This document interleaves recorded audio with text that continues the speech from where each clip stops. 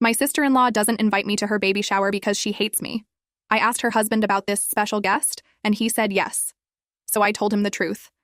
I never thought I'd be writing one of these posts, but here I am. I, 28F, have been married to my husband Tony, 31M, for 3 years now. We have what you'd call a love marriage. We met by chance and fell head over heels for each other. It all started 5 years ago when I was shopping at a local department store. I was trying to reach a box of cereal on a high shelf, and this tall, handsome guy offered to help. That was Tony. He reached up effortlessly and handed me the box, flashing a smile that made my heart skip a beat.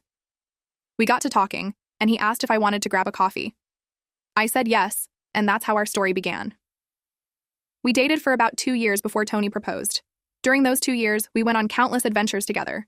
We explored hidden cafes in the city, went on weekend road trips, and even tried salsa dancing, which was a disaster, but we laughed through it all. Tony was everything I'd ever wanted in a partner. Kind, funny, and always there for me. The proposal was magical. He took me back to that same store and got down on one knee right in the aisle where we first met. He had even arranged for the same cereal box to be there. I was so surprised and overjoyed that I knocked over a display in my rush to say yes. The store staff were very understanding, thankfully. But not everyone was as excited about our engagement. Tony's family, especially his sister Nellie, 29F, seemed hesitant. They thought we were rushing into things and that we hadn't known each other long enough. I remember the first time I met them after we announced our engagement. Nellie barely looked at me, and Tony's parents kept asking questions about my background and career plans. It felt more like an interrogation than a celebration. Tony's parents eventually came around.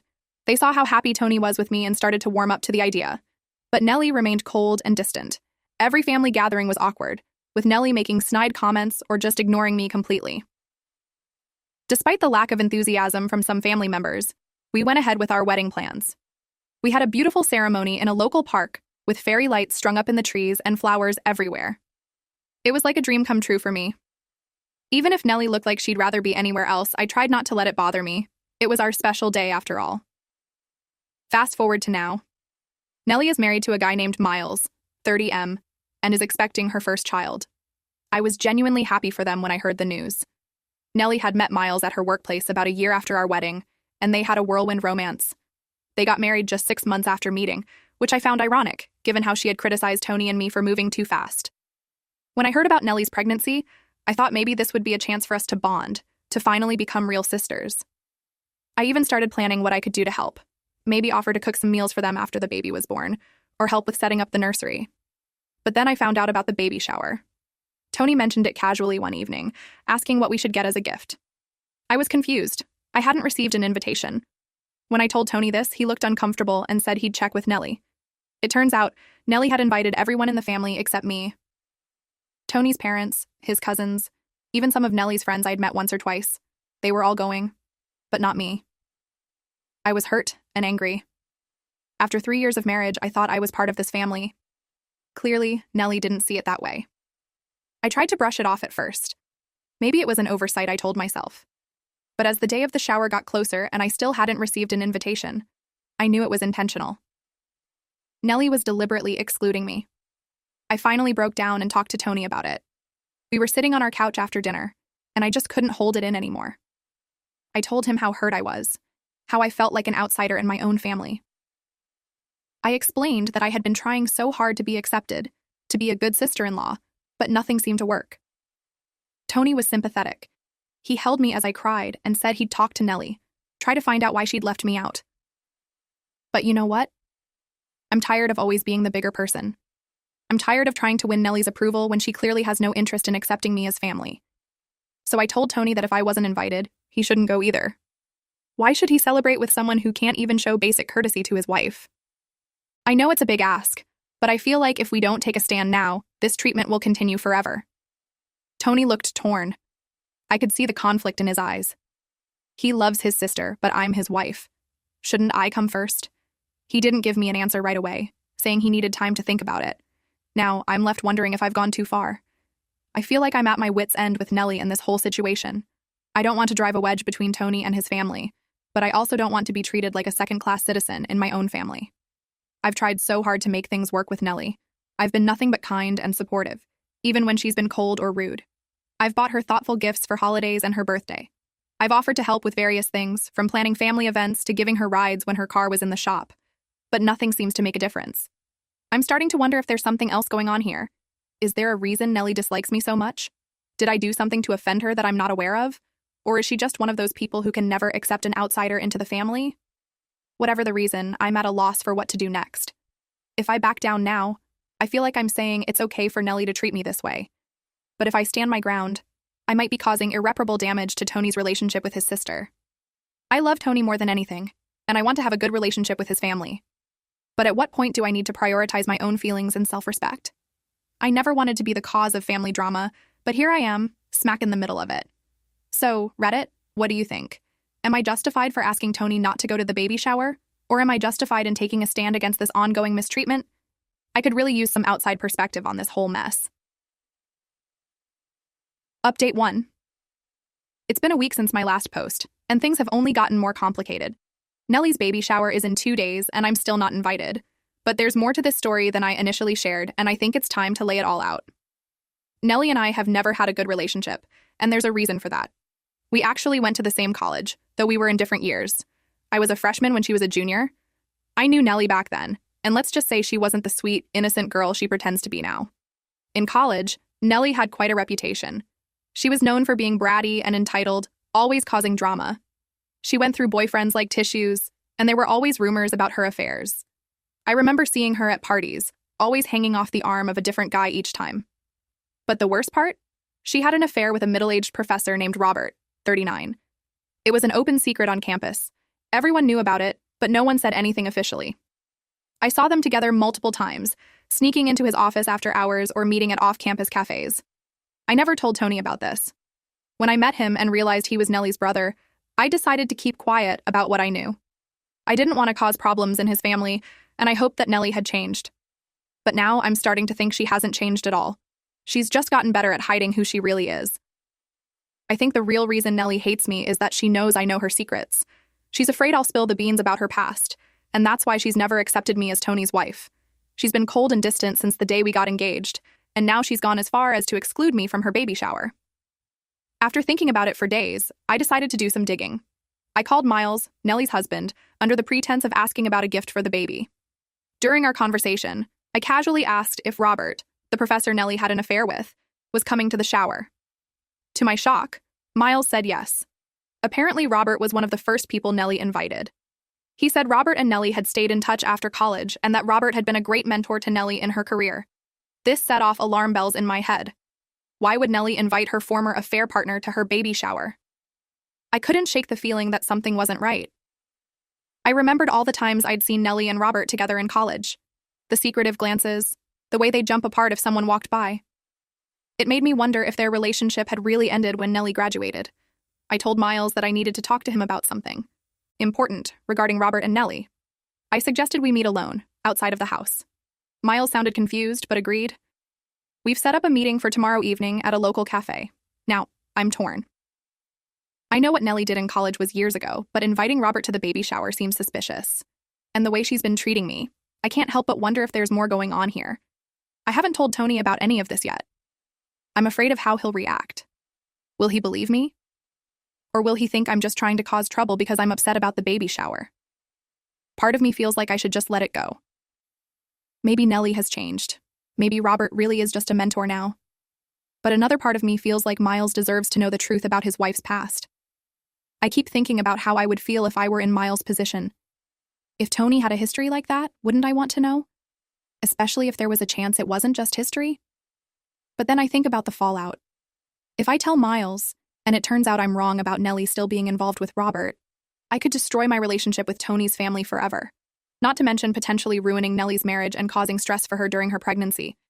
Should I tell Miles about Nellie's past? Should I share my suspicions? I feel like I'm caught between doing what's right and keeping the peace in the family. But at this point, I'm not sure there's any peace left to keep. I'm meeting Miles tomorrow, and I still don't know what I'm going to say. Should I tell him everything? Should I just hint at it and let him do his own investigating? Or should I make up some excuse and not say anything at all? I never wanted to be in this position. I never wanted to be the one holding this kind of information. But now that I am, I feel like I have a responsibility to do something with it. Whatever I decide, I know it's going to change everything. There's no going back from this. I just hope I can live with whatever choice I make. Update 2. I met with Miles at the cafe as planned. My heart was racing as I sat down across from him. I knew what I was about to say could change everything, but I couldn't keep quiet anymore. I started by telling Miles about Nellie's past in college. I explained how she had multiple affairs, including one with Robert, the professor who was invited to the baby shower. Miles listened silently, his face growing more and more pale as I continued. Then I dropped the bomb. I told Miles that I suspected Nellie's affair with Robert might still be ongoing.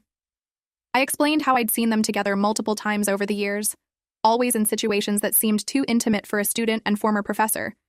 I told him about the time I saw them coming out of a movie theater together, looking cozy and holding hands. This was just a few months after Nellie and Miles got married. I had brushed it off at the time, not wanting to cause trouble, but now I couldn't ignore it. Miles was devastated. He asked me why I hadn't said anything before, and I explained that I had hoped Nellie had changed. I told him I was only speaking up now because I was worried about him and the baby. After our meeting, Miles went home. I didn't hear anything for a day, and then suddenly the news broke. The baby shower was canceled. Apparently, Miles had found proof of Nellie's cheating on her phone. Tony was furious with me. He came home that night, his face red with anger. He accused me of meddling and ruining his sister's life. We had a huge argument, with Tony yelling that I had no right to interfere in Nellie's marriage. I tried to explain my reasons, but he wouldn't listen. His parents were even worse.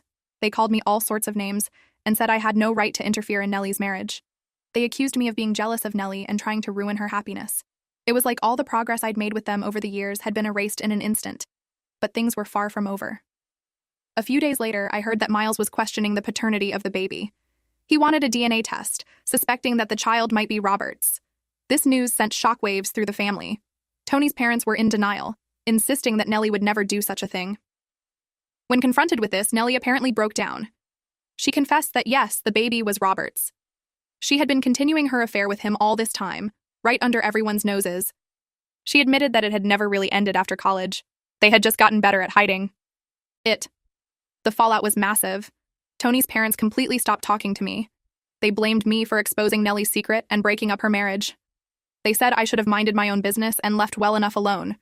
Tony was torn. He was angry at Nellie for her betrayal, but he was also upset with me for getting involved. For a while, Tony stopped talking to me too. He moved into the spare room, and we barely exchanged more than a few words each day. It was the hardest few weeks of my life. I felt like I had lost everything. My husband, my in-laws. I started to doubt myself. Had I done the right thing? Should I have kept quiet and let Nellie's lies continue? The weight of my decision was crushing me. But slowly, things started to change. Tony began to realize that what I did, while perhaps not the best way to handle things, came from a place of honesty. He understood that I couldn't stand by and watch Miles be deceived.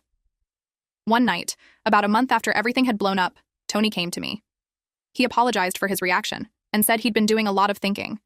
He told me that while he wished I had come to him first, he understood why I did what I did. Tony and I started talking again. We had long, difficult conversations about trust, family, and loyalty.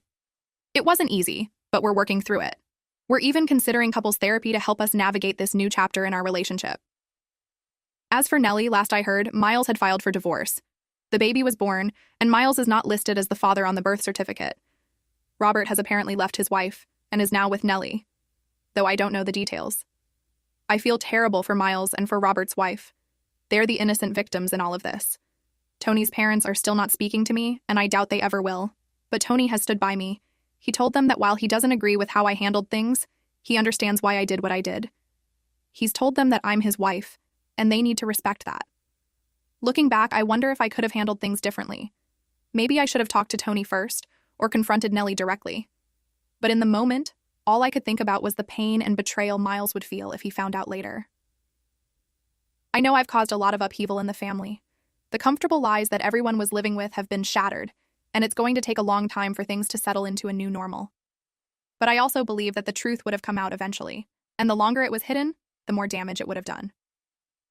Tony and I are taking things day by day. We're rebuilding our trust and our relationship. It's not easy, but I believe we'll come out stronger for it. As for the rest of the family, only time will tell. I hope that one day they'll understand why I did what I did.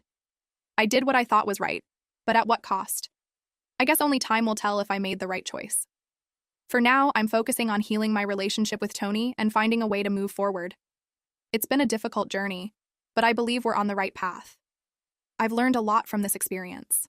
I've learned the importance of communication, especially with my partner. I've learned that sometimes doing the right thing comes at a great personal cost. And I've learned that family dynamics are incredibly complex and fragile. As for Nellie, I hope she finds happiness and peace. Despite everything, I don't wish her ill. I hope she can learn from this experience and grow as a person. And I hope that one day, her child will have a stable and loving family environment. Miles has reached out to thank me for telling him the truth. He said that while it was painful, he's grateful to know the reality of his situation. He's focusing on healing and moving forward with his life. Tony and I are taking things one day at a time. We're working on rebuilding our trust and strengthening our communication. We've made a pact to always be honest with each other, no matter how difficult the truth might be. I don't know what the future holds for us or for our relationship with Tony's family, but I do know that I'll continue to stand up for what I believe is right, even when it's hard. And I'll always strive to be the best partner, friend, and person I can be. So, Reddit, that's my story. It's been a wild ride, and I'm sure it's not over yet, but I'm hopeful for the future. Thank you for listening and for all your support along the way. It's meant more to me than you could ever know.